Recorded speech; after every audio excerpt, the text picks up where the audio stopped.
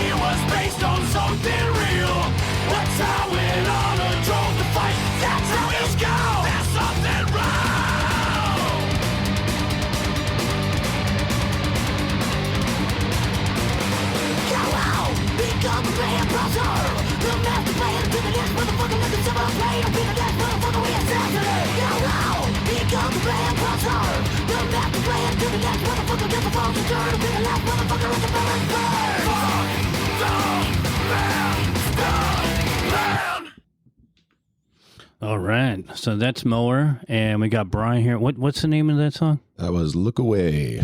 Okay, Look Away off the "Not For You" disc. And you're doing Stretcher again, is that? Yeah. So okay. I'll telescope this for you. I was working not too far from here during the pandemic. I was running a food and beverage department for a hotel that had a couple of. Well, it was actually two hotels on one campus. Pandemic hit. Wound up laying off the staff. I was kind of hanging on for a couple months, but they never reopened that restaurant. And like everybody else, just sitting at home, while this thing was going down. And luckily, I was close enough to the beach to where I could kind of surf and not lose my mind entirely. But right. I was going kind of stir crazy. And a buddy of mine from the East Coast hit me up, and he said, "You going nuts yet?" I'm like, "Yeah, I'm going nuts." He goes, "Well, I just put a bunk in a van, and I've got a generator. I'm going to grab an e-bike, and I'm just going to go hit the free campsites across the country. You want to jump in?" I go, "Yeah, I'll have all my stuff sold by the time I get here." Oh, okay. So I sold everything that wasn't bolted down in my place. I shipped a couple boxes to my folks' place, and we just went on an adventure. We were zipping to Sedona and Joshua Tree and Grand Canyon and just kind of zigzagging all the way across the country. And when I got there, I went and saw my folks for the holidays, and then went back down to Myrtle Beach is where he was at. I was getting ready to come back here, and my buddy's like, "What are you going back to?" I'm like, "Yeah, I don't really know. I mean, I'm not. My job is history. That's. So I wound up buying a little place there, and I lived in it for a couple of years and renovated it and sold it. And then I just came back here for vacation. I booked a week in July, but before I came out, I kind of hit some people up and said, "Hey, is anyone making music? I'd love to go in and cut a song, and just put something out for fun, kind of old school." And a couple people hit me back, and two of the people that hit me back were the guys from Stretcher, Joe and Tom. Okay. So they had been writing during the pandemic. So they told me, hey man, we got like an album's worth of music. We don't have any vocals. If you're into it, come up and check it out. So that's pretty much what happened. I went up one day out of that week, and we liked what we had heard. And then they had me come back out in August for a few more days, and we wrote a little bit. And then during that trip, Tom said, hey, I got a spare room here if you want to come in and stay here while we finish this stuff. So I was like, why not? So here we are. So no, I mean, those guys have been Stretcher. They were Belligerent, and then they were Stretchers, and they want to continue a Stretcher. I don't really care. How names are. It's like, right. Once you say it enough, it's connected to the band anyway. And so that's what we're doing. We started, continue to write. And the thought process originally was, we're recording in their home studio on Logic and stuff like that. And they wanted to put stuff out, and it just was, was at demo level. You know what I mean? So, yeah. So I kind of sat down one day with the guys and said, look, I like this stuff, but I'm not putting this stuff out. Like it's got to at least be at a certain sonic quality if I'm going to do this. So, right. And I said, I'll put my money where my mouth is. If we want to go do a track, I got a couple grand. I know some people here in town that we can go work with, or we can all kick in. The more we throw in, we can do a few. So that was kind of the everybody's like, all right, well, I got some money on it. So now we went and we're going to do 3, and we're trying to figure out who could do it, Mm-hmm. And the funny thing was the guy who did the last Mower record, his name's Eddie Wall. And I saw he had released a song. He's really close friends with the singer from Fuel. So They have this project called Radio Bot. So they released a couple songs. I saw one on Facebook, and I hit him up. I go, hey, congrats, Eddie. Does that mean you're doing music again? He goes, kind of, because he went from music to like doing the music for NBA and NFL, which is lucrative, Right. But pays the bills. Yeah. And he's really good at it. He's a really good composer, but I didn't think he'd be interested in anything. Mm-hmm. So he goes, yeah, kind of. Why? I go, well, I'm in a project and we want to do a few songs. You're interested? He goes, well, send me what you got. And if I'm into it, then we can do it. So we sent him like 6 or 7 tracks, and he's like, yeah, this is cool. And then, we kind of discussed which ones we thought would be the best to do for the first 3. And we're at the mixing stage on those 3 now.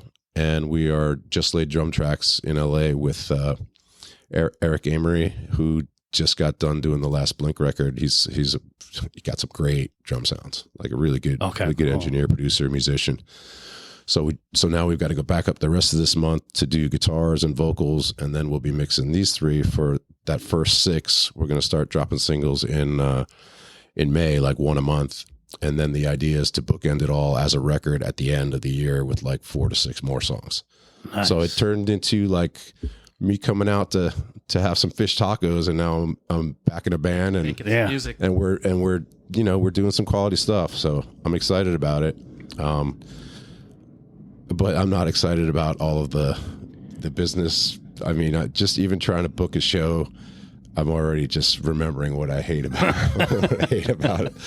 The music part's great. Yeah. I'm really enjoying that part. The rest of it is taxing. So, well, are you guys gonna get management to do it, or are you just gonna? No, I mean, for me, I want to use this as a vehicle to get out of the country. Like I was in South America in the beginning of the year, and while I was down there, I was trying to make connections to try and get to some of these other countries.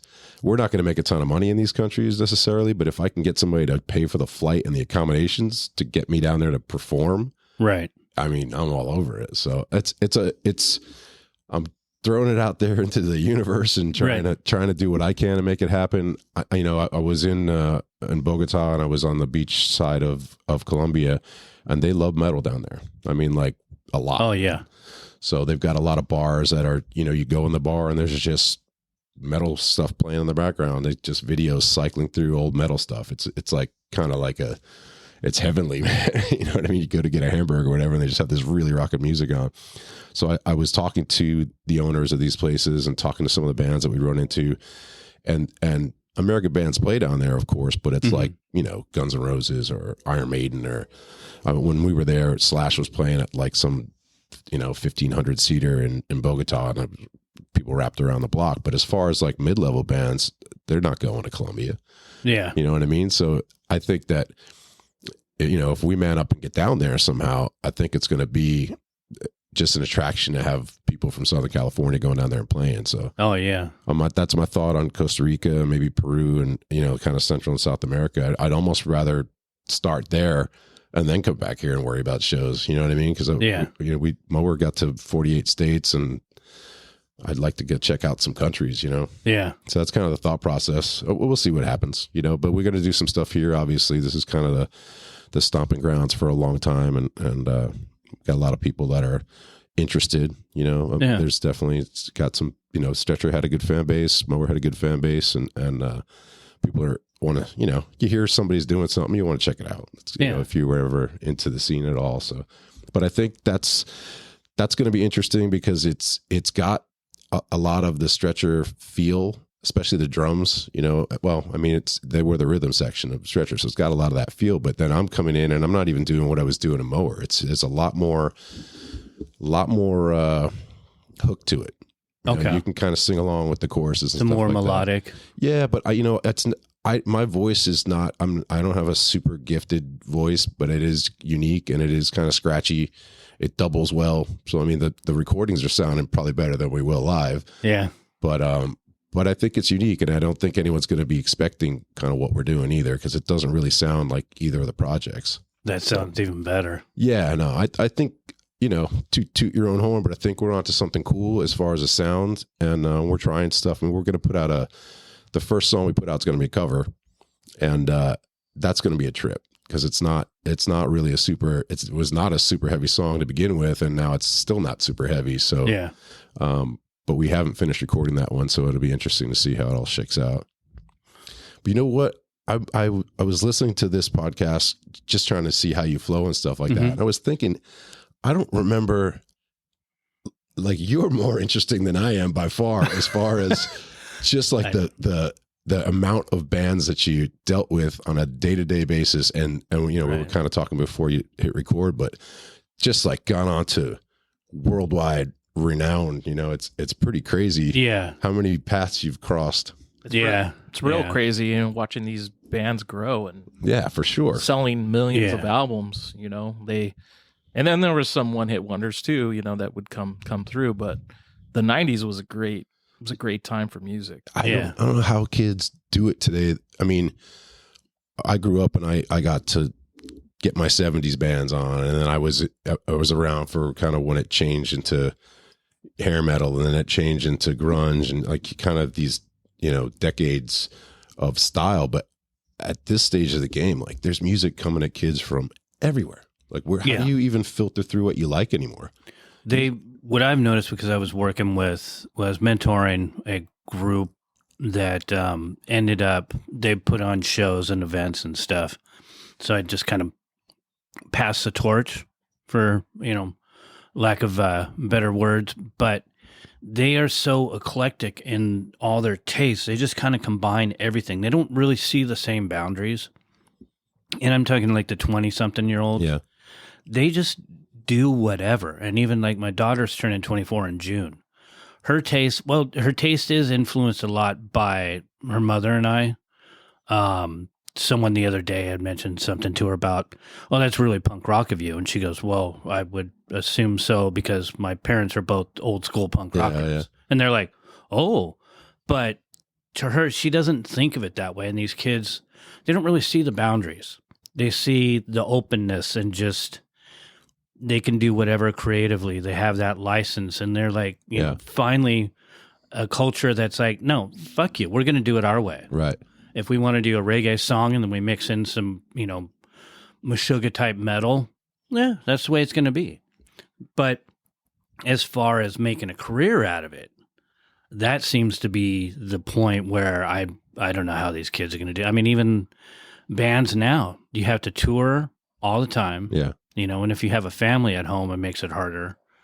But to actually make money with all the streaming, and because not many people are really buying vinyl. They are, but it's not cheap to make.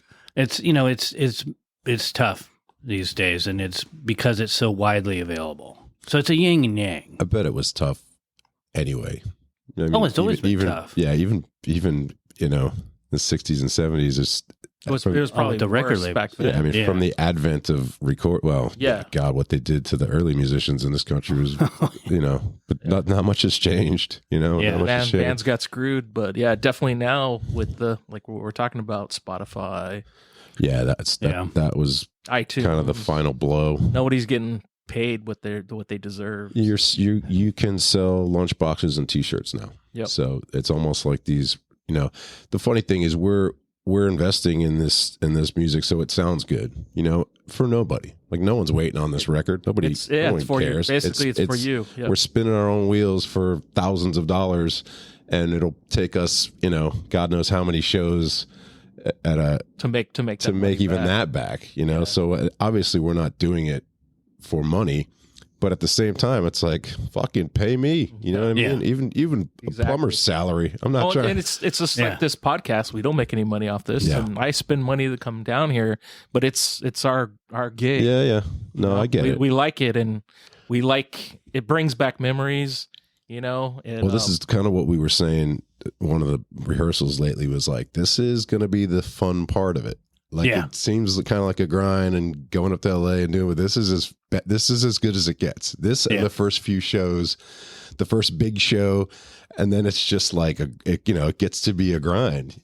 So we're trying to enjoy this, and I probably enjoy it least out of everybody. Everyone else is kind of fun loving in this band, and everything sounds good to them. Those guys didn't really tour, right? No, they tour. They did. Yeah, tour? Stretcher toured. So we would run into him on tour. But did you guys more toured more though, right? I think we toured more. Unfortunately for them, they were at a stage where they were starting to get looked at by different labels. They turned down a couple deals, and then they had one pending, and then the band kind of came to an end, which is kind of why for me I like the fact that Tom and Joe are getting a chance to put something out that is quality, that's done by, they never really worked with a producer per se. They recorded a couple albums, but it was still kind of real homespun, and now they're kind of seeing how someone who's done 50 records, Eddie Wall's done Anthrax and Dry Kill Logic and Il Nino, and he's Smile Empty Soul. Like he's done some accredited stuff with some really talented people, and he's got a process. And I'm constantly just watching and taking notes while he's doing it, because I'm learning a lot. And I learned a lot the first time I worked with him, just about pre-production and about arrangements and stuff like that. Honestly, when I came into this, these guys were doing what you would expect 3 guys without a singer to do, which is just playing. I mean, they're just 7-minute songs and stuff like that. I'm like, okay, well, we've done this part enough times now, They were jamming, basically jamming. Yeah, just jamming, and they're hitting record, and then the next thing you know, you've got this 17-minute opus that's really 3 songs, So some of that was me coming in and going, all right, this is awesome. This sounds good, but maybe if we flip that. So it wasn't something I really did much in Mower. It was more arrangements and stuff here. I did some of that in Audio Addiction, which was a real departure for me, like style wise. But all that stuff kind of came in handy here, and I think we go up to Eddie, and Eddie would do even more arranging. So it's it was getting honed all the way through, and I think we're anyone that liked our old bands is going to probably like this stuff. It's solid, and we're putting effort into it to make sure they're not just putting out junk. So. Well, let's do a deep dive then. What got you into music? Okay, so I will admit to my first record, and then I will tell you what the record that I wanted next was. There was a kid lived a few doors down from me. His mother was a Beatles fan. He was a Beatles fan. Unfortunately for me, I didn't know the Beatles were better than the Monkees. I was quickly informed of that when I got the Monkees' Greatest Hits as my first record, and then we quickly made a right turn away from that. And for my 7th birthday, my dad asked me what I wanted, and we were in was like a Target of the day. It was called Two Guys back in New Jersey. You know what's funny? When we talked to Roy from Downset, Yeah. the first band he got into was the Monkees. That's I was just thinking that. He wanted crazy. a drum kit, and he wanted nuts. the haircut. I didn't want the haircut, but I did want a drum. They gave me a drum, and I broke the head immediately, and that was the end of my drumming career. They wouldn't buy me another drum. But then the album so my dad's an Irish guy, and he's got a thick brogue still to this day, but he's like, go pick out an album, son. You know, I'll get you whatever you want. So I come running back with Kiss Alive 2, and he's looking at like the blood spattered makeup, and he looks down at me. He's like, "Is this really what you want, son?" I was like, "Yep, that's what I want." And then my birthday party was less about me and more about Kiss Alive 2. Like it wasn't just out. It was like the centerpiece, like opened up, gatefold, standing, all the fake tattoos. It was between my dad and my dad's mother, my grandmother. She came over for a visit when I was in 5th grade, and she did the same thing. Brian, your birthday's coming. Go, hey buddy, go pick out something. We're in Barnes and Noble. Go pick out a book. I'll buy it. So the book I got was No One Here Gets Out Alive, the Jim Morrison autobiography. So between my father and my grandmother, it just put me on a path of it's going to be rock and roll. You know, so between the two of them, the Doors and Kiss were pretty much the. What was your dad listening to? Anything Irish. Anything Irish. I don't think my dad could even pick out who was playing what, but he had, you know, the Dubliners, the Chieftains, anything that was made by an Irish person. That was what he was listening to the house. My mother, I don't know how I wound up getting into rock and roll music, because there was no precursor. Like my mom was like John Denver and Glenn Campbell. So obviously you got into the Monkees because you saw them on TV. Probably, yeah. Probably. And then Kiss was kind of ubiquitous too. They were everywhere. Oh, yeah. Couldn't avoid them. So, and it's funny because the two guys that I like in that band, that I prefer, I like Ace Frehley. He's kind of my guy. And then Peter Criss were the first ones out. Yeah, that's, you know, back in the 70s, those are the two guys I like too. Yeah. That's so crazy, because I'm the odd man out as usual. I never liked Kiss. Yeah, a lot of people. I thought it was. I can't say I like the music. I just like the look. You know what, man? I didn't even like the look. Albums up until they took the makeup off. I still listen to that stuff. Yeah, I still love all that. Yeah, I was never a fan. I was, you know, Black Sabbath, Ozzy. Well, my foundation is Black Sabbath and Black Flag. Yeah, well, that's awesome. But Alice Cooper's makeup I liked. Ozzy when he did the eyeliner. I mean, I did it as a kid. I would go to school after my birthday, and I would still have a little bit of eyeliner, and people are looking at me weird, and it's like, oh, they're looking at me weird because it's the day after my birthday. Yeah. Nothing's new, but that look I liked. But on the flip side, I do still like all sorts of metal, you know, all the guys with all the war paint, and I forget what they call it, but... Oh, the corpse paint. Yeah, corpse paint. I mean, I like that, but now I do a project called Resonance, and it's just this free-flowing thing. I have a specific hat and a mask so that I can have my daughter do Dia de los Muertos makeup. Oh, dope. Just down onto my beard, so that you can't really tell it's me. But, the Kiss stuff, I just never... I don't know why. And I always felt weird around other people, like, oh, yeah, Kiss Alive, and this, that, and Beth, and... I'm like, I know all, you know, a bunch of the names, but I never got into it. Yeah, no, that was the early stuff. But then, you know, I lived grew up in Bergenfield, New Jersey, and it was a pretty Hessian town. Like we were all Maidenheads, and we were all into Metallica, and we were all into wearing the jean jackets, all that stuff. Oh yeah, jean jackets with patches and buttons and all that stuff. So that was but I didn't. I went to the Catholic school growing up, and then I went to another town for high school, to like some college prep high school. Like you wouldn't get that looking at a tattooed shaved head guy now, but that was me up until college. I kind of finally broke away and kind of did my own thing to some degree, and then I got into like Jane's Addiction and the Pixies and more punk stuff. Some alternative. I can tell you, my Dominic from Mower, that guy schooled me on some really good punk stuff. Oh yeah. You know, and I took to it. You know, it wasn't my punk for me growing up was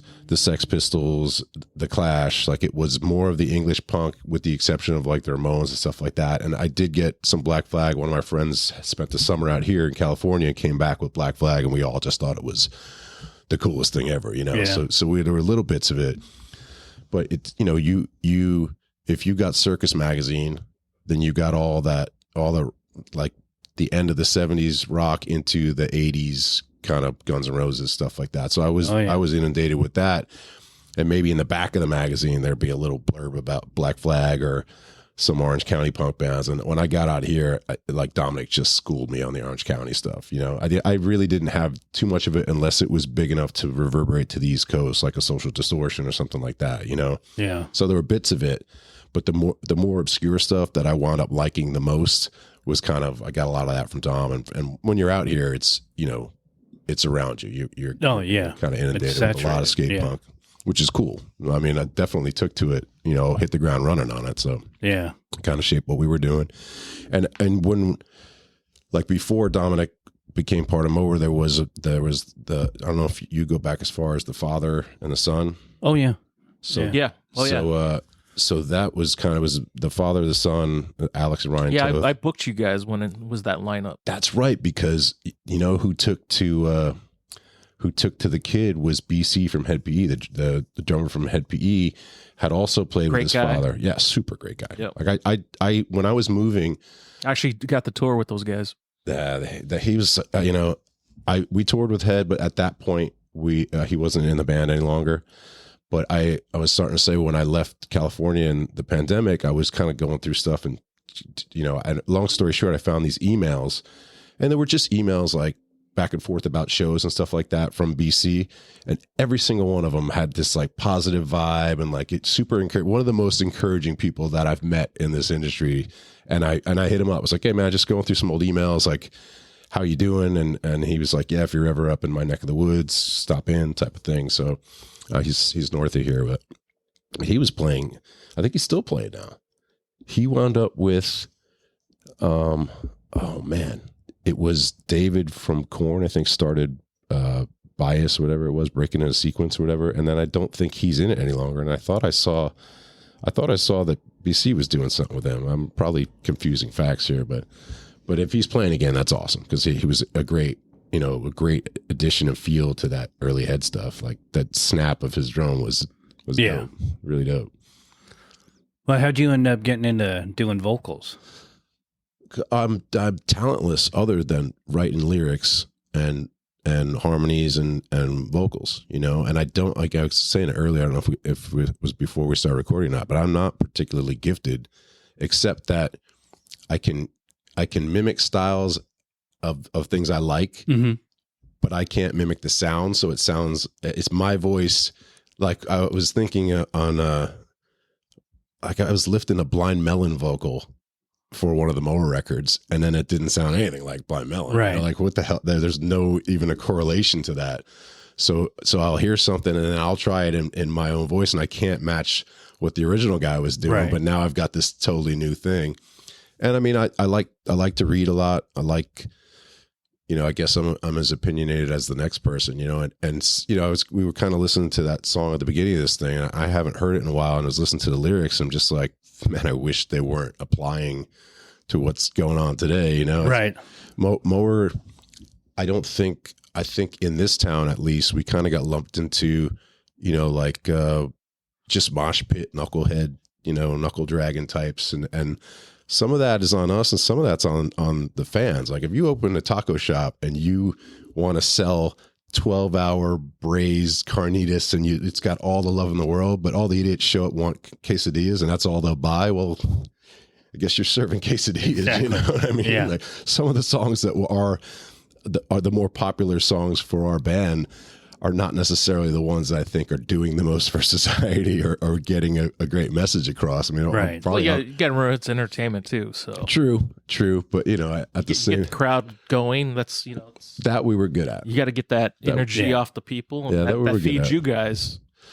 That we were good at. Well, in hindsight too, I don't know if you know my sordid history, but everything from Pour to Cockroach, Meat, Urine, Since in 77, I basically just knocked down whatever door and it's like, fuck it, this is what I'm feeling right now. Yeah.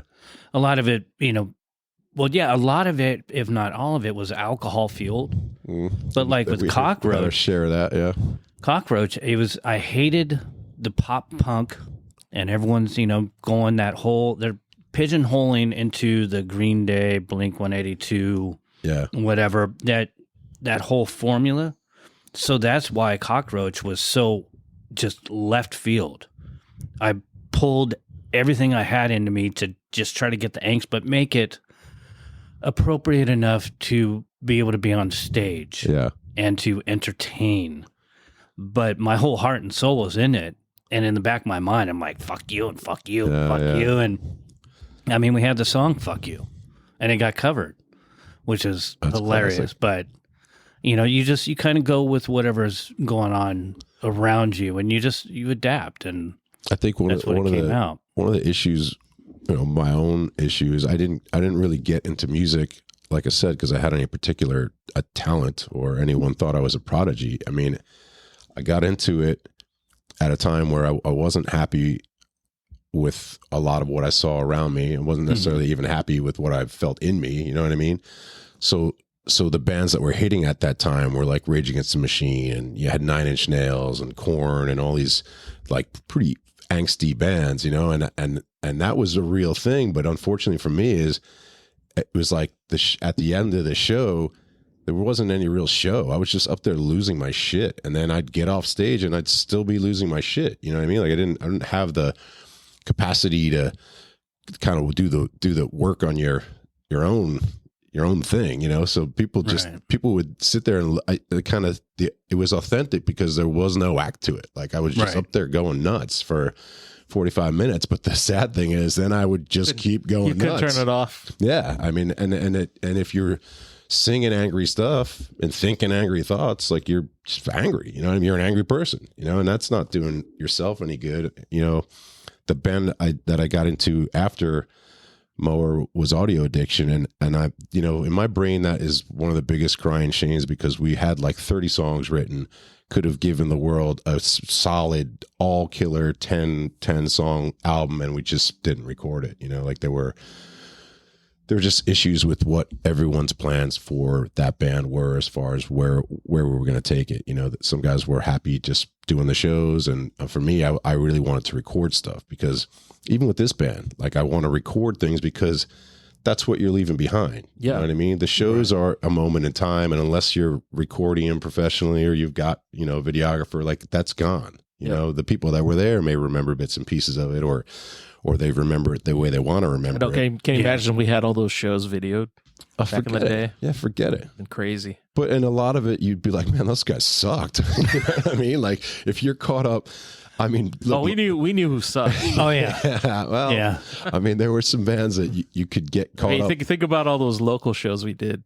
Yeah. The 6 band shows. Yeah, but a lot of, like we were saying, a lot of those bands launched off into some became huge, but and it's funny because, I mean, if a kid who is a fan of like 2000s music, I could regale them with stories, because you cross paths with everybody. Like I was saying to Jerm, like the number of worldwide musicians that you've had conversations just like this with, the list is endless. And even myself, you go on tours, you meet 5 bands every time you go on tour. They know people. You start getting these connections. It's basically a small world. Yeah, it is, and it's funny because it's just this 0.05% that gets kicked up into the next echelon. That is, they're just living in a world we're not living in. Yep. And I wouldn't mind a taste of that. Oh yeah, but, who wouldn't? But like I say, if I could, but then there's some guys that they can't handle the fame. Well, yeah. Because you can't enjoy a hamburger. You know what I mean? Like you're out. Yeah, you have no freedom. Yeah, no, that's for sure. Yeah, you become a product. That's my whole thing. I do not like the fame. Yeah. Even when I go to shows now, which is really rare, my wife and I, my head's usually down. Yeah. I don't like to make a fuss. I don't want to be pestered, yeah. I don't want to not remember people, because then I get extremely embarrassed when people will approach me. I had one kid come up to me at the Buck 09 show when they played Orlando. Yeah. This kid comes up to me. He's with his mom. Right. And with his girlfriend. And he comes up to me and he's all, Germ, right? And yeah. Yeah, and you're not many of me. And he goes, I don't know if you remember me, but I was in, and then he names the band. And then immediately I remember the band name. So I put on I'm going to make this guy's day. He's here with his mom and his girl. Oh, yeah, I totally remember. And I'm struggling to remember, but outside, I want him to feel the same love that, because he's approaching me. Yeah, yeah. I'm not going to be, fucking get away. I'm not signing anything today. I was just as stoked to meet him. Signing anything today. I don't want to be one of those guys because there's plenty of those people that still treat me that way. Should have been carrying a stamp. He could have stamped his ring. Can I get your guest list, people?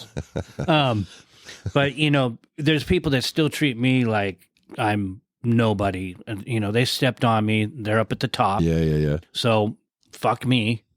But I can't do that. All these people let me do what I was doing. And when I got in there and started booking these shows in the beginning, man, I booked anyone and anyone. Right. Just to get bodies. I didn't care. If you had a band, I was there to help you get to where you wanted to go with music.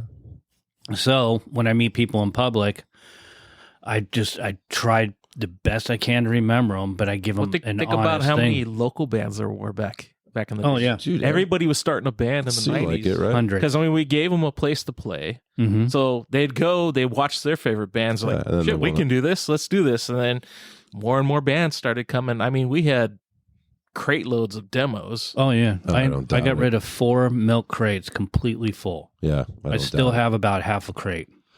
And when you're a band, you don't even know. You throw demos at anything. Somebody's cousin's brother's sister's a music attorney. You're throwing you conveniently leave a demo at somebody's house. It's just like a million. I remember we were, before we signed our indie deal, I found out where the president of the label lived, and I used to just flyer that block. Every telephone pole on that block. There's no way he left his driveway and drove out of his street without seeing 6 Mower flyers. So it's like, that's the way to do it, though. He knew you were working. He knew we existed first. And you were hungry. Had seen the name, and every, like I said, that block got papered because I knew this person was going to see it. And we eventually did sign with that label. Yeah. So it's kind of hysterical. So when did Mower actually start? What year? Yeah. 95 was myself, Alex Ryan, and a guy named Rich that was playing bass, and got us to the point where we were going to do a show, and then he didn't want to play. Like he wasn't comfortable going to play. So that's how Dominic and Chris got into that picture, because we needed a bass player. And Chris answered the ad, but Chris always wanted Dominic in his band. They had been in a band together in Breckenridge.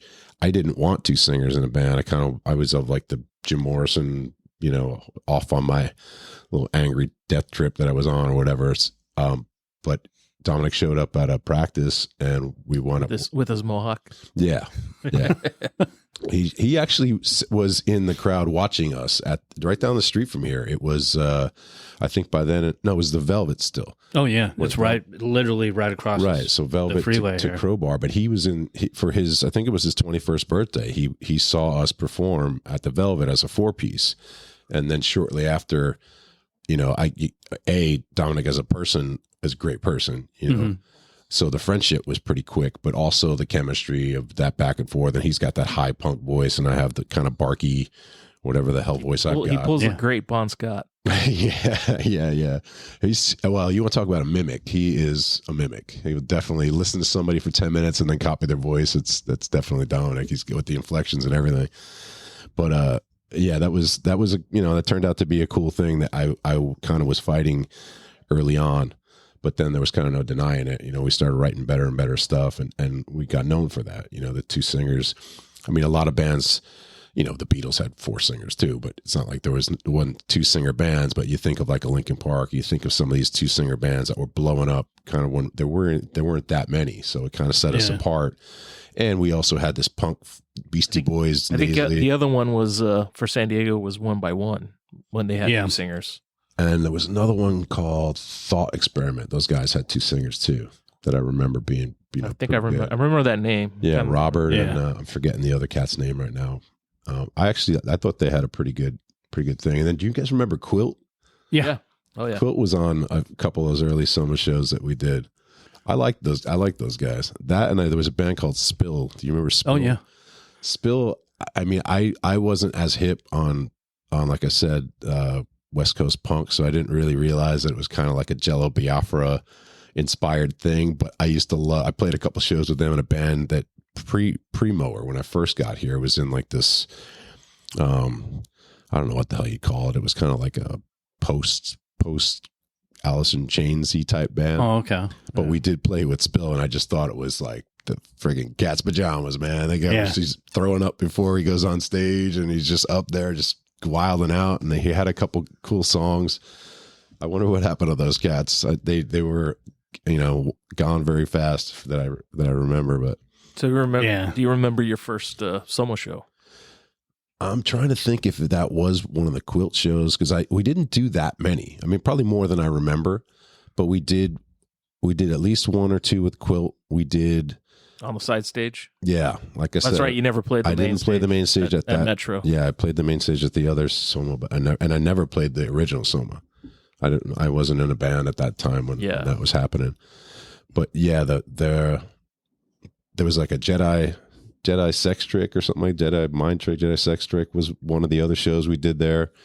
The more memorable ones were the System of a Down, Head PE, and Dial 7 show. That was a big show for us, because they were all great bands. They had great fans. The place was crazy that was on the side stage of all places. Insane. Yep, absolutely insane. And the guys from System used to come to Soma to watch shows. Yeah, I don't doubt it. I mean, I didn't spend a lot of time with them. I have this strange memory of that show, and it was like we completed sound check and load in, and then I just remember Serge just walking away with a backpack. That's the only real takeaway. I remember Dial 7 out of all those bands. I remember Dial 7, their performance. Guy came out with like a sombrero or something like that, and then I remember Serge walking away after sound check with a backpack, just like humbly, quietly walking away wherever he was going. And I think Big Mike actually mixed that show. I wouldn't doubt it. Yeah. Who was the other cat? Sam, right? Sam. Sam. I like Sam quite a bit, actually. Sammy. Yeah. Sammy the Sound Man. Yeah. I remember. Shout out to Sammy. Yeah, Sam Castellano, right? That's he's a good dude. Yeah, he's still doing sound. Yeah. I used to do side gigs with him every once in a while to help him out. It's funny because the sound people that I like Mike Lois. Oh yeah. Sam, but the sound people that we had both those guys on this show. No kidding. That's awesome. Yeah, Close is an interesting character, man. Oh yeah, he's who's he doing now? He's doing someone. He was out with like the Doobies or something. Yeah, he was out the Doobie Brothers. Yeah. He's if I had to pick a guy, I know he was doing Christina Aguilera. We had him do a lot of audio addiction because I just wouldn't trust anybody, probably I think he's the backup POD guy too. That makes sense. Yeah, and he was Sprung's guy for years. Yeah. He's super talented, man. Well, he's another one of those that when you look at it, when he first started coming around and working with Sam, he was just basically like me. Like, should I really be here? Should I have this much power in this format? And now, he's taken it just, to the moon. Yeah, he's a pro. There's so many people that, like, when I had to deal with waste management company, I think it was Edco or someone, a trash truck came by and took off my mirror on my truck. So the guy had to come here, and I showed him on the tape, okay, here it is. And he's that's it. And then, had to get my information, and then eventually came out that, I'm who I am. Right, yeah. He's like, dude, I used to go to Soma all the time. I met my wife at your club. Yeah, it's crazy. And we're, married, kids, blah, blah, blah. So many people that came through with bands and all that are in so many different places of, they've blossomed. It's not like me. I still mow lawns. I still ride skateboards. I'm still writing. Well, actually now I'm stoked about this new band, but I haven't changed much. But so many people have gone to so many brilliant places. It's just absolutely amazing. People can say what they want about me, and they will, but I have a knack for getting people to shows and making an event out of it. Yeah, you guys promoted shows really well. But we got good at, let's throw this random band on that isn't like us. And now we've got 100 people that wouldn't come to see us. Even when, we don't talk much about Soma SD, the newer Soma. Yeah.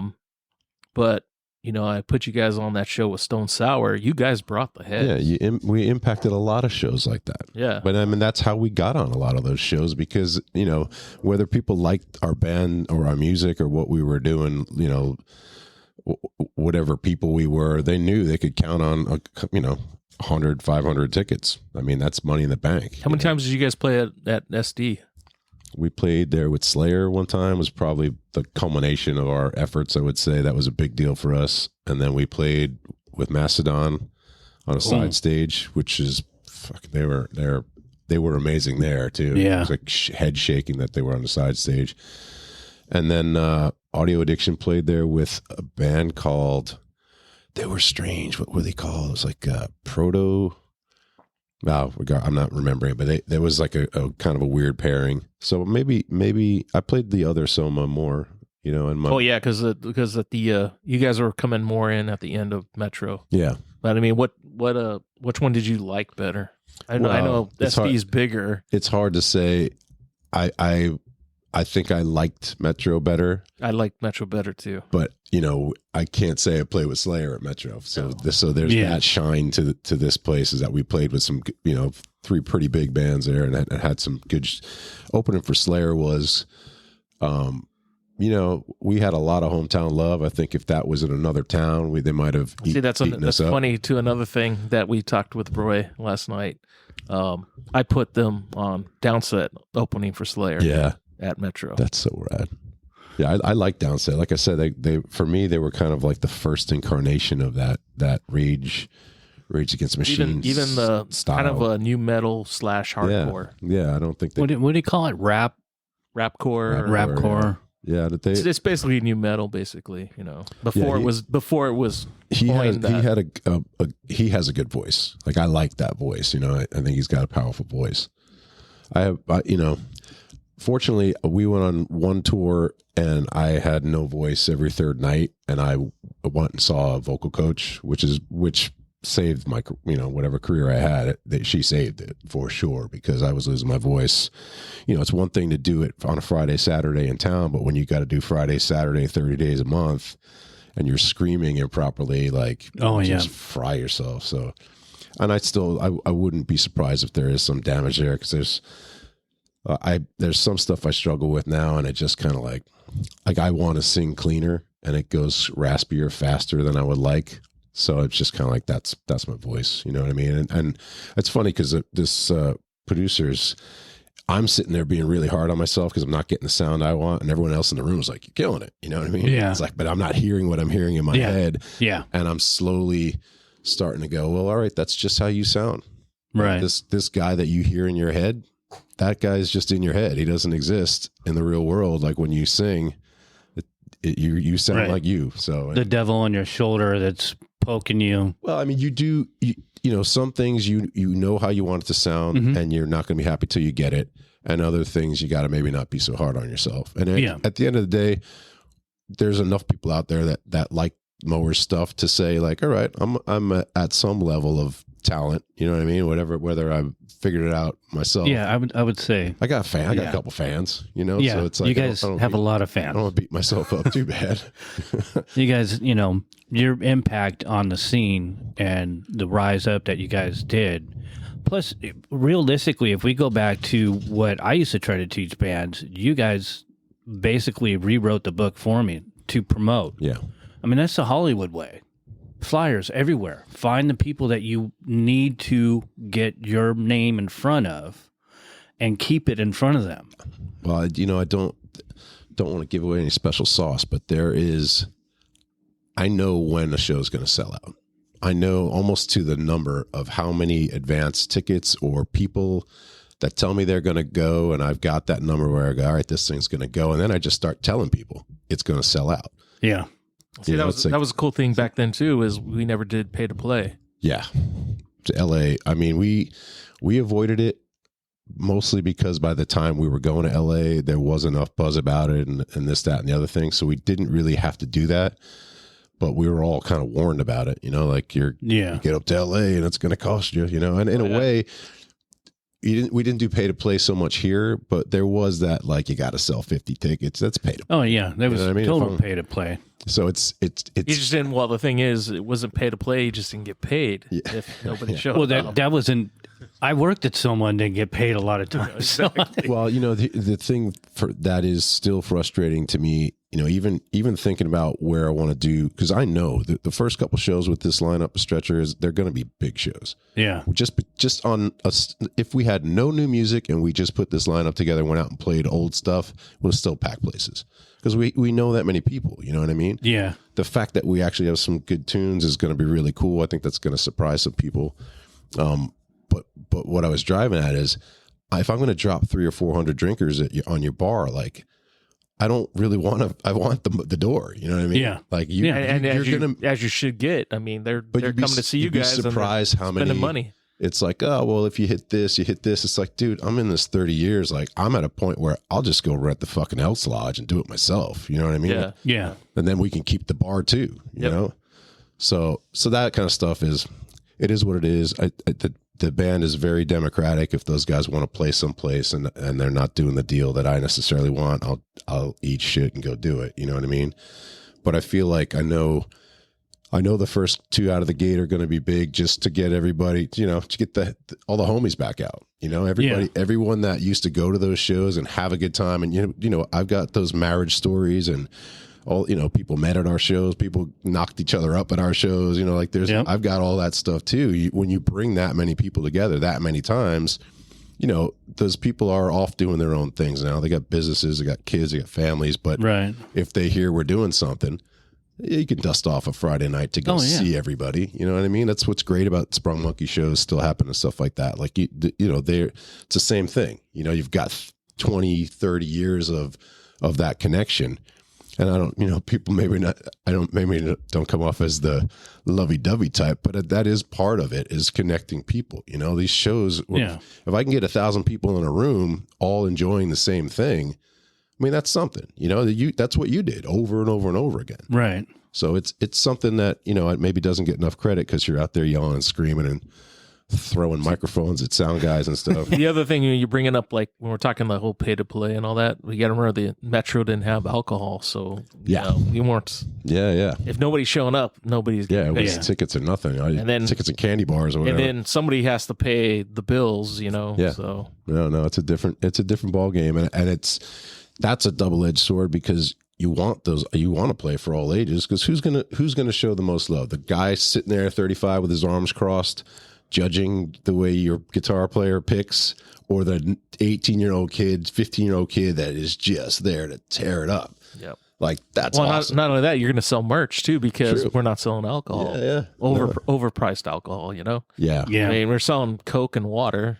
Well, candy bars. I've been on the other side of the industry where I've had to book bands operating a restaurant or a bar or something like that, and the headache there, you see it. It's like, these guys think they're Motley Crue, man. They've got 15 people here. They want a $200. Yeah, we dealt with that at Soma. So I know both ends of it, and I know, I try to dance that line to where, the reality is, if you can bring 200-300 people into a bar, they're going to make far more selling booze than anything else. So it's I got a little bit of a axe to grind with it, and a lot of people want to go and drink.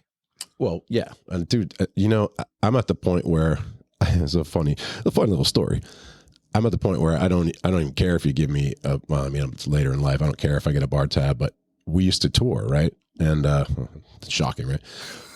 But the promoters, they'd grind you down on the way in. They wouldn't want you to, get $1,000 or whatever. Grind that guaranteed down to nothing. But then after the show, hey, we're going out to the club, drinks are on me, because they want to leave that good impression, so they get you back through town to grind you down again, and but they're making money at their bar. But the trick that I learned is we'd be at these strip clubs or bars or whatever, and I'd be picking off 30-year-old scotch. Everybody else would be doing shot and beer. I'm ordering let me have that Macallan 25, you know what I mean? And I'd see them go and look at the bar tab, the subtotal about an hour in, be like, who's drinking $50 shots? It's like, should have paid me, man. Should have paid me on the way in. So they didn't care about what I would have bought my own booze. If they gave you a drink ticket, there was no limit on it. You couldn't always do it, but if I got to taste some really, really tasty stuff out there, just somebody else's tab because they had it in for us going in. That's the way to do it, though, realistically, because one way or another, they got to pay. Yeah. But then, with all those, and the majority of them, everything is that way, but then you find the little pockets where they're genuine and they really care. Yeah. And those are the people that are going to stick around. Those are the forever. people that are going to support forever. Yeah, forever. And it's, the one thing that people here don't really realize, or maybe not all of them, but like Mower could go do 300 in a lot of cities, 400. We got to the point where we were coming through almost as much on in Arizona as we were in San Diego after a while, and people didn't really realize that we had followings. We weren't like major headliner, but we did our own tours and stuff like that, and we could get enough people to sustain a tour, between that's how Green Day was. That's how Face to Face was for a long time. Yeah, we would put on a good show for them, and then they could pick some other ones and do mini tours. But you got to start from somewhere. Yeah. And if you can pull in 300-400 heads in different cities, you can do you a lucrative tour, and that just keeps expanding. Yeah. Did you guys have a booking agent? We did. We did towards the end of things. We had Tom Hoppa would do some booking for us at TKO, but we booked a lot. I would say we booked the majority of our stuff. But once you got out there and you knew where to places to play, then you had your contacts. Look, I was a car salesman, a hotel salesman. Obviously I'm eloquent enough to hold a conversation. Like, do I really need a guy to call you and tell you how great my band is? Or can I just do it myself? Especially when you save money that way. Well, that, and you also have a little bit more control, and you know what you're getting into, basically. Exactly. Yeah. And you can kind of, you get, my bass player was really good at sniffing out the problems beforehand and asking, some of the questions that you didn't want to ask, because you're saving yourself a headache down the road if you knew, if you're advancing your own shows, then you get all the details up front. So. Yeah, and if it's getting a little too weird, you can pull out of it. You know what I mean? So, I think we probably lasted far longer than we should have on the strength of what our albums were doing, just because you had, three good brains in the band as far as selling merch, as far as leveraging connections. We were with, one of our flyers would have 15 sponsors on it. You know what I mean? We're connecting with everybody. So you guys actually got sponsors too, huh? We got sponsors that didn't even make sense a lot of times. We were sponsored by like Ed Hardy, getting like watches and stuff from Ed Hardy. Just, didn't even make any sense. Some of the things that we wound up doing, some of them were no brainers, where it was like Seedless, or, Chris had a relationship with one of the guys at Lost Clothing. So, we had a lot of clothing companies, but then we would branch out. The best ones were the liquor companies like Jägermeister. Those guys, that was a genius program for them. Like that Jaeger music side of things, Rick when I did Ozfest 2000, they were a sponsor of that. Absolute genius, man. I mean, they sold more booze through that just any local band had a Jaeger shirt. They would do that mixed merch where they had the big Jaeger thing, then your logo on the back. So you're getting these free shirts and you got your logo on it, but everyone's walking around with a massive Jaeger. Yeah. I mean, it was crazy how they. Because I know on some of the festivals they would give out shots of Jaeger, and depending if they had a beer garden or whatever. We used to get cases of it, and oh my God. I mean, I was just telling somebody this yesterday or the day before. I used to go to the club bartenders and ask them for pineapple juice, and I'd make these like Surfer on acid, because I couldn't do shots of Jaeger every night. So I would at least make something palatable, and drink this stuff. But Rick Zeiler, he went on to launch Cold Cock Whiskey. I don't know if you remember that. Oh yeah. And I hit him up, I don't know, within the last year. I had a question for him or something like that, and I think he's happy to be out of the liquor music business. I don't know what he's doing these days, but yeah. I just remember when I was touring with Papa Roach, and we got Red Bull back in 2000. That's huge. And that I was drinking too much. was not Yeah, good. no. It was not Oh, good yeah. on my colon, my intestines. So. Or your heart. Yeah. But when you're tour managing, you're driving and doing everything Yeah, else. yeah. No, you got to be alert. You gotta stay awake. But 12 Red Bulls a day is not good. No. I would have loved the Jaeger. I still, to this day, Jaeger to me is like, I was told when I turned 21, a guy at a liquor store goes, "You got a cold?" Because I had a cold. And because I would go, the liquor store was right across the street in OB from the payphone that I would use to book shows. That's wild. Because I was basically homeless. And so he gave me Jaeger. Well, I purchased it, obviously. And ever since then, whenever I'm coming down with a cold or something, I go to Jaeger. Well, it's funny because if you drink Fernet and then you throw like simple syrup in Fernet, you're getting really close to Jaeger. They're very herbal. I mean, Yeah. they're definitely that's part of their deal is they were herbal. And the funny thing about Jaeger was, I think it was Sidney Frank was the guy's name. He wound up blowing up Jaeger, blowing up Grey Goose. They sold Grey Goose for like $1 billion, something ridiculous back in the day.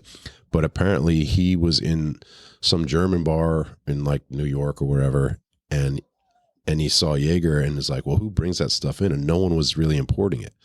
So he got the bright idea to start importing this thing, and then just blew it up to what you know today is like a popular shot. Yeah. And still, there's people that love it or hate it. Yeah. And the people that love it like me. Oh, yeah. I mean, I don't drink it all the time, but that whole sort of marketing is kind of what's going on in the skateboard industry. Yeah. Where you get Grassroots like that. like all these weird sponsorships now, but it's the same thing as in music. I mean, I hate corporate skateboarding. It just drives me up a wall. Yeah. But you get these sponsors, and certain kids are making a very good living, and that's like 3%, maybe 4% out of all the skateboarders, because everyone skates these days. Yeah. I mean, I got a friend of mine that just turned 71, and he's still skating. He still skates pools. That's crazy, man. But, by bringing that in, it also helps, and how you guys had the product that could, basically represent all the sponsors. Well, we suck the air out of the room live on a lot of bigger bands. You know what I mean? And like you say, a lot of these guys would have a hit on the radio and they come through and we'd be bringing the crowd. Yeah. And I don't say me, we as a Mower, but the local band would be the one putting 300 heads in the room. Oh, yeah. And you guys did. Yeah. But that, that was the thing that sustained us for a long time. It's just being able to coordinate that. And, look, not every show was a winner, but we had a pretty good batting average as far as if we were playing somewhere. You also got to the point where once you start touring, you are out of town for 3 months. So the anticipation's built up and people are hearing stories on the road. And we were a pretty early adapter of websites. I was stealing code to do a HOL or AOL, I think our first website was like www.aol.com.members.megamower. It was like, the thing was like that long, but we had a website and we had our dates on it. And I used to steal code from other sites and put it, like, if I saw like a scroll going across, I'm like, ooh, that's cool. And I'd look at the code on someone else's site and I'd steal it and put it on ours. And the sites got better and better that way. Yeah. And there weren't, at that time, that was like, maybe 98, like the internet was not, it's everywhere now, but that was still kind of, not every band had a website, we were on top of that pretty quick, and these mp3.coms and stuff like that. Like we were savvy enough to be online to kind of realize the power of that. I was reading some stuff, like we had our early shows, our first big show was like Gwar. We had a Gwar show at Cain's. And MTV wrote about it. MTV wrote about us saying Mower stole the show, this, that, the other, and like that stuff, for a press book, our press book was hysterical, dude. It had like shows with like, we'd be using the other band's logos. So you'd see it'd be like shows with Zebrahead and the dating game. And like we had these random things that we were putting out as like what we had done, like our resume, what I mean? It was just absolutely ridiculous. I found some of that stuff. I lost a hard drive in like, I don't know, maybe 2000 or something like that had some of the early flyers. I wish I had that hard drive. Some of those things were ridiculous. The stuff that we were making. I didn't have like Photoshop. So I was doing PowerPoint, and then I'd print the PowerPoint out. And it was ridiculous, like the amount of editing I did on these PowerPoints to make them presentable. But some of them were just hysterical. Like we'd just find some crazy looking person and plaster the whole town with it. You know what I mean? Yeah. We definitely went overboard with promotion, but it served us pretty well. Yeah. Like I had the cops zoning board would hit us up like, you guys got to shut it down with the. I remember that. Flyers everywhere. Yeah, Yep. it was. We were. I don't think there were many. Well, they used to hit us up too, going, "Hey, you got to tell these kids to stop flying." Yeah. For their shows. Got no power over and us. that, up to my last days at the club, I think we were still, for the most part, putting up flyers. But I had a flyer route that ended up being 200 miles round trip that I would. You know, it's funny. I used to run into Danny Pillsbury. Do you know Danny Pillsbury? Sounds familiar. So Danny, he used to distribute flyers for like Soul Cracker, and I'd always run into him because we were on the same route. You know, we'd be hitting the same coffee shops. We knew where you could put flyers up. You knew where you couldn't. You know what poles were good to stand. We used to have to do the Music Traders, all of them. Yeah, Music Traders. That was a long run. Blue Meanies. Yeah, off the records, and then blues. I would find other shows that we would hit up. Like that's when I saw Marilyn Manson. I was going to call him Brian Warner again. That's funny. I seen him on the payphone, and I was flyering the sports arena back when it was still the sports arena. Right. And I told my girlfriend at the time, I said, I should go and talk to him and see if they want to play. And eventually, they played. But, I mean, it's just what you did. I mean, I didn't have a life. All I did was Soma. Yeah. So big shows like that, and then along the beach, I would fly all around Point Loma. I would go to certain high schools and flyer around there. And there's me with my mohawk and whatever. I'm amazed I didn't get more harassed. I got more harassed riding a skateboard in my adult life than I did for that. At 2 a.m, I'd go out, and I always told myself, like, you'd have other bands bitch, moan, and complain. How'd Mower get on that show? How'd Mower get on that show? But I'd be out at 2 a.m, and I'd have to get up and work at 6, and I'd be out stapling up posters. Yeah. Doing the work. And I'm like, that's why we're getting on these shows. Yeah. Because there were better bands out here that couldn't get on shows because you couldn't put heads. Part of the equation is creating an event and creating something that people want to go to, because that's how the bars and clubs are going to make their money. And you can be a virtuoso, but you can be a virtuoso on your couch with nobody listening to you too. So But think about the 90s as well. With the bands that were playing the bars versus playing Soma, those bands, they got signed, but they didn't go anywhere. Yeah. Like the bands that played Soma. Because you're influencing kids you got a 20-year run with them. Yeah. Yeah. 13 to 33, you got them, at the bar. The guy's going to try and go home with somebody, and then he's done. He's got to go to work, Forgot about the band. Exactly. Oh, yeah. Yeah, doesn't even remember. Yep. Doesn't remember how to get home. They were so wasted, they don't. That was the other thing, is we figured out really fast that the headlining slot, probably the worst slot you could do. Especially at a bar, yes. Because the energy, like you said, everyone's drunk. The energy's already out of the room. Like that spot before, when everyone's tuned up, that's where you want to do it. Like you don't want to be out at the bar till 2 watching, at the whiskey, watching a show, waiting for the headliner that goes on at 1. It's like, I'm ready to leave. You're done. You're over it.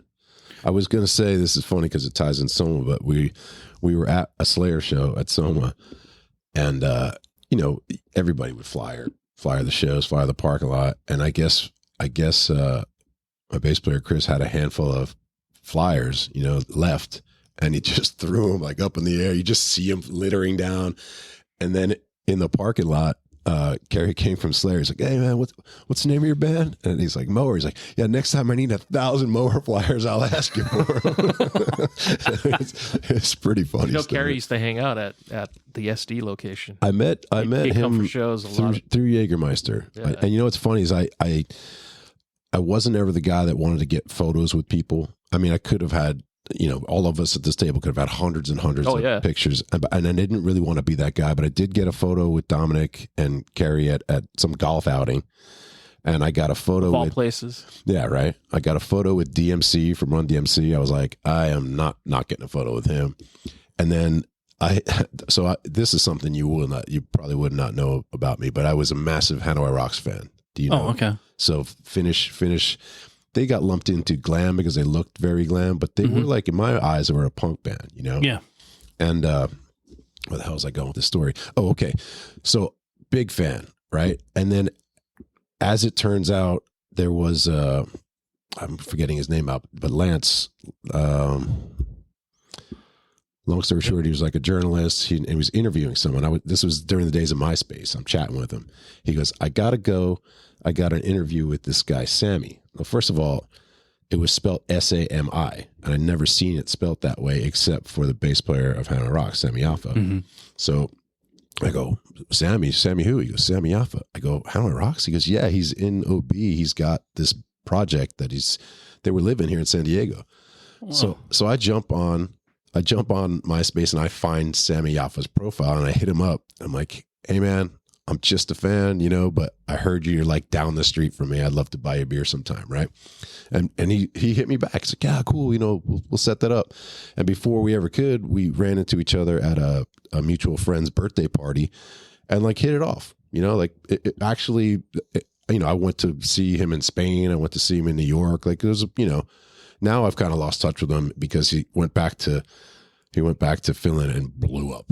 Oh, really? He did a show called Soundtracker where he would travel around the world. It was kind of like No Reservations, only for music. Oh, cool. And he'd just go talk with like these crazy Jamaican jam bands and all this wild art. He did it for 3 years, blew up. And he's been playing with the singer from Hannah Rocks in his Michael Monroe band for years now, and they're doing really well. And so he's kind of next stratosphere, you know what I mean? Yeah. I can get him on the WhatsApp to say what's up on his birthday and stuff like that, but I don't hear from him too much anymore.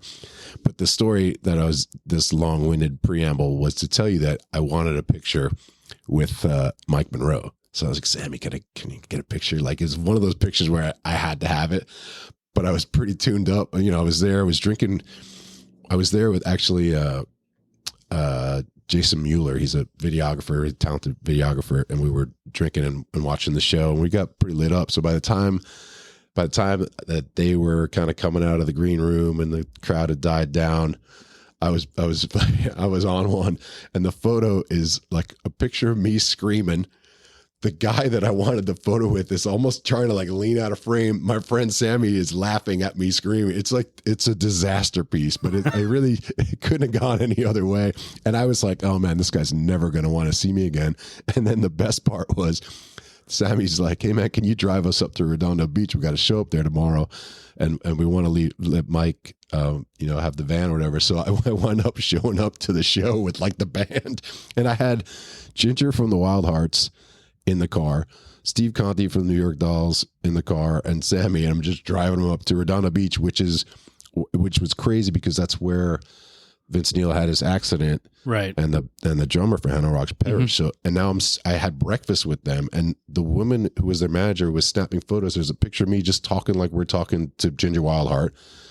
The picture of me with all the guys again, and then I got to sit there during dinner while they're talking about like kind of reminiscing about Razzle and that whole tragedy. Like, as of, you know, I'm kind of Sammy's friend at this point, but I'm also still a fan, and I'm listening to like the inside scoop on it, and my little fanboy head is just exploding. Yeah. Like, this is unreal. Yeah, I wound up doing like a 3-day little tour with those guys, and I thought I'd never see him again because I was freaking out while they were taking that photo. Right. I mean, we all start as fans anyway, right? Oh, yeah. Yeah. So that's how I got into Soma. Yeah. I wanted to go hang out with the Bad Brains, and how cool is that? That's how I ended up working at Soma. Me, I answered a need for an artist, and I just happened to know people, and I could book some shows because I'd already started with Short Lived, and I was friends with the Ninth. I was working with Struggle, Missing Children, and Psychic Dykes. So I kind of was establishing myself, but not really. So when I still think of it as like infiltrating. I don't think Len knew what sort of basket case he had brought in and how I was so defiant about things. But, I was just a fan, and I wanted to be part of the scene. Yeah. Because I hadn't established myself vocally or even on the bass yet to even make a mark. So I made my mark there. And that's why I never toured or anything and really pursued any of my bands, because I had an opportunity to help all these other people. Yeah. And that was enough for me until now, where I'm like really focused in on these two projects. But enough about me. I wonder what happened with Mower. How did that fall apart? That, unfortunately, we had a real Spinal Tap issue with the drummer blew up. Almost. So I got a funny story about one of the many drummers. I guess he had an episode, right? And this is right before we're going to play. We had a show. Well, I could say it was with Metallica, but it was like a radio show in the parking lot at the Metallica event, and we had the Slayer show, all within a week. Oh, wow. And this guy basically decides to go missing on us. And the story, I mean, we found out that he was all right, but we basically put out flyers like we didn't know if he was alive anymore. Have you seen me flyers? Kind of like that. And we couldn't, like, the radio station was saying he was missing. So we had all this free press about this missing drummer. Oh, wow. And the phone call, Chris was talking to me and he's like, I don't know, man. Like, what if something happened to him? And like, I heard him say, I was like, ding, ding, ding, ding, ding. Like there's these missing posters all over town. We just got like, there was always something to talk about with us. And that was one of them. But to get back to what you asked, we had a real revolving door, unfortunately, at kind of the guitar and the drummer spots, and it hurt our last record. Our last record was, we put out half rock, half slower. Remember, we did slower for a bit. Yeah. And I think we should have done one or the other. And we also threw together songs because we were getting offered these tours. We wanted to keep the machine rolling, and probably should have just stopped, got the right personnel. We let somebody back in the band that should have never been let back in the band. And it was toxic. It was, and the songs, more than anything, I don't think the songs were kind of fleshed out the way they should be. Like there's a couple good songs on that record. There's some of the slower stuff's cool, but it confused fans. Like if we had just done a full blown slower record, probably would have been a nice departure. We could have toured behind that for a little bit and then got back to slower. But it was a tense time, and there were riffs and that type of stuff. So it just ran its course. And the other thing is, I alluded to earlier, is that we probably went on longer than we should have anyway, because we were able to keep sustaining it. Mm-hmm. But we weren't necessarily like we hit a pinnacle of people. So maybe it was 300, 400, 500 people across the country. And yeah, you can make a living on that, but you're not buying houses with it. And you're not, it would have kind of been a fool's errand to keep touring and beating ourselves up with it. I actually, when we did that third record, for me, I saw it on the wall. I go, look, we're putting this record out. I will give you guys a year and then I'm out. Okay. You guys do what you need to do. And they did continue as slower for a long time, but that merged into like a corporate cover band. And they were, that was lucrative while they were doing it, because you're getting Microsoft event money or whatever, like, wedding money. Like there's good money in it. Oh yeah. I tried to be in a cover band once, and this was within the last 2 years, and I did one show, and I will never do a cover band ever again. It was like slowly dying for an hour or an hour and a half, whatever the hell it was. Dominic was great at it. Well, he's doing that take cover.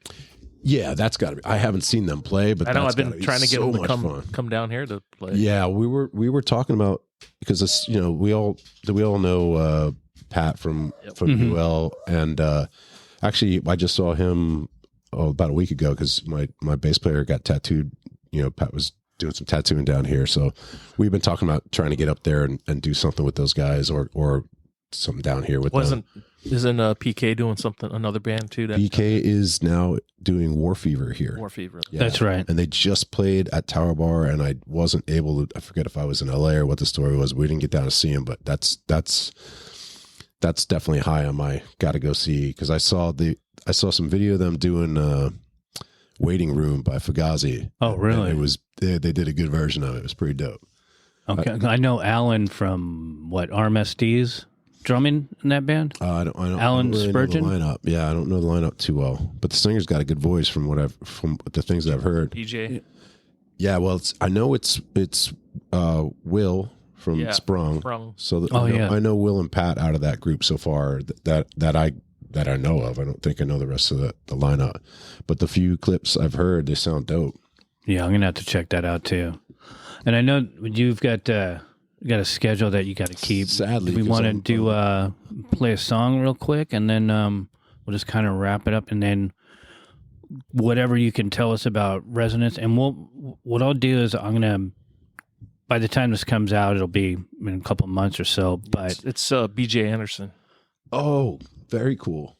What I'll do is promoting because now that we have some content coming up, I'm going to be promoting the podcast. So we got to take a picture. Cool. So and I'll just keep dropping. If it's after I get this thing mastered, because we're trying to get it together for May. I mean, I would love for you to play something new. You know. Oh yeah. So give me a track, I can tag it on as an addition. We'll do the podcast and then Did point Stretcher one. put a single out? Stretcher put albums out. But then they have a new single for an upcoming album. So what they did was they had one of the guys from Piss and Razors come and do a track with them, and they did put it up.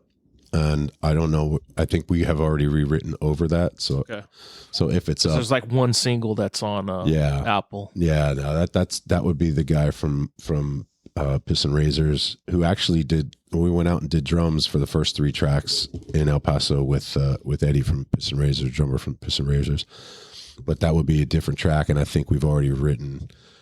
Yeah, so we don't want to. Yeah, it's just going to confuse. Got to wait for you. Yeah. So what we can do is we'll do another Mower song to go out. And what else we could do is once it's getting ready to come out or after it's come out, just bring in the band. We can do a chat and play some songs. Yeah, those guys are like that for sure. That'd be fun. They've all got tons of stories too.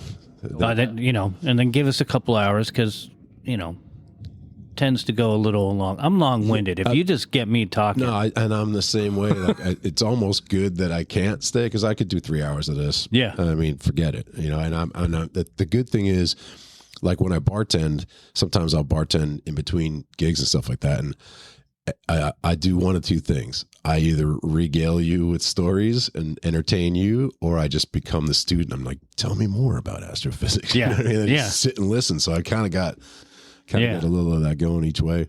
That's awesome. Well, what do you want to promote right now for when this comes out? And then we'll play a Mower song, and then we'll let you get out of here because you've got at least an hour drive. I got about an hour. I got a 3-hour drive. Yeah, dude, I don't know how you do it, man. I got to pet my dog. I guess the only and thing, clean the house. The only thing worth mentioning is there's stretchermusic.com. Okay, perfect. And that'll get you to, I won't go into it now because it's a long story, but we're trying to work with one of these direct-to-garment printers so we can offer, like shirts, hats, mugs, that type of stuff.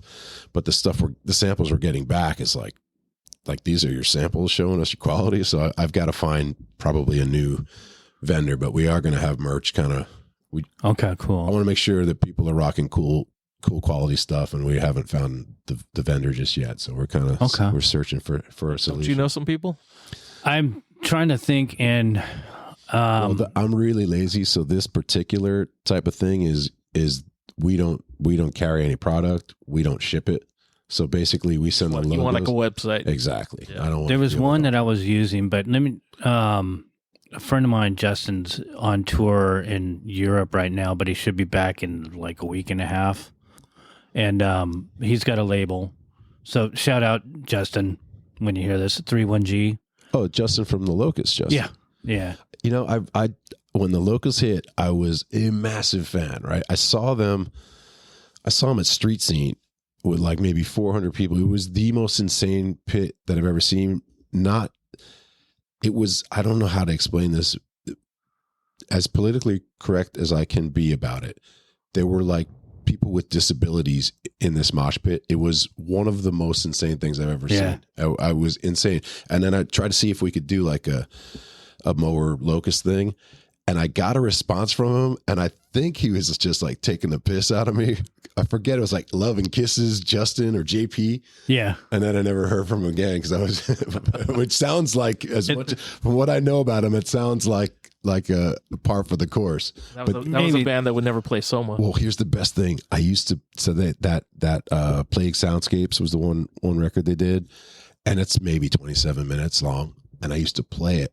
And the guys couldn't stand it, but you kind of, whoever was driving had the jukebox, you know what I mean? Yeah. The van. I used to play it, and I'd let it go through twice because it was so short, and they couldn't tell one song from the other. Oh, yeah. Because, I mean, I could. I got to a point where I liked certain songs, but those guys didn't know, and I just hit them with it twice, so they had to listen to it over. Is that the Epitaph one, or? I think that might have been the Epitaph one. Yeah, it's, again, God, I'm just blowing him up right now. But yeah, it's in my truck. It's one of the few. Yeah. I have that. I've been listening to Dead Cross stuff too. Oh yeah. Yeah. I've got that, and then I've got Retox, and then Hers Collective in my truck, and that's whenever I'm not listening to talk radio. That's it's pretty abrasive stuff. yeah, I love it. Yeah, acquired taste, but I dig it too. I'll talk to him and see what he has as far as that, because with his label and everything, he has some stuff that he can take for shows, but I'm pretty sure he does online. I mean, that's purchase. that's kind of our MO too. We're going to do limited stuff to sell here in San Diego, and then the rest of it, I don't want to count it. I don't want to buy it. It's easier. It's way easier, but I don't want. Like, we had a couple of logo shirts, and the logo's like off by an inch. It's kind of like, I mean, there's a margin for error, but that's a little bit too much because it's not cheap. For us to mark it up to make it to where it even makes sense. It's not cheap getting it from one of those places. What would cost you $4 or $5 for a one color shirt? It's like 10 or 15 from them. Yeah. And then you got to factor in shipping. So I can't have somebody buy a piece of junk for $25, right? Or whatever it costs to make it make sense. Yeah. I'll do some research on it, because there's what we would do for Red Rum Skates is I've found people, and then I would have them do it. And I had a guy that gave me a killer deal. Yeah. And I actually some people will do fulfillment here in town, I'm sure. They can't do that anymore either. Everything has changed so much. I know. Because, everything's so damn expensive. Everything. Yeah. So, the way that people purchase is different. What's crazy is, where all the merch giants that were the companies, and now they're all gone. Yeah. Like Blue Grape and all those. Blue Grape, Giant, Winterland. Yeah. Who's Center Block? Who's Dino using? He uses War Machine. Yeah. I'm not familiar with them yet. So that's something to check out. Yeah. Too. Let's get you out of here. Let's play a Mower song. Brian, thank you so much. Yeah. Short notice. Thoroughly enjoyed it. Appreciate it. No, you got it. Yeah, good seeing you, man. It's been a long time. For both of you guys. Yeah. You're looking good, both of you. You're looking great. So we're going to go out with Mower, and thank you, brother. Yeah, bro. I would do it anytime.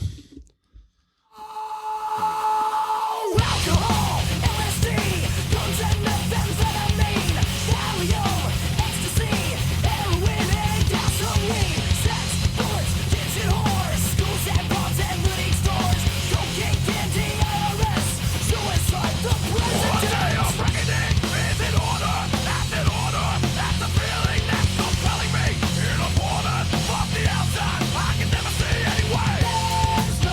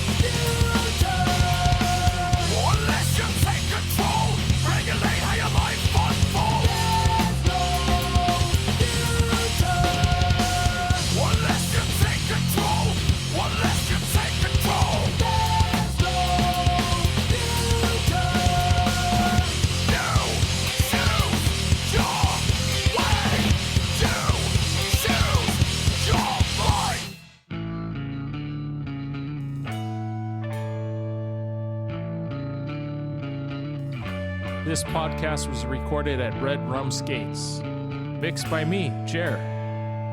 Music provided by Breakacre.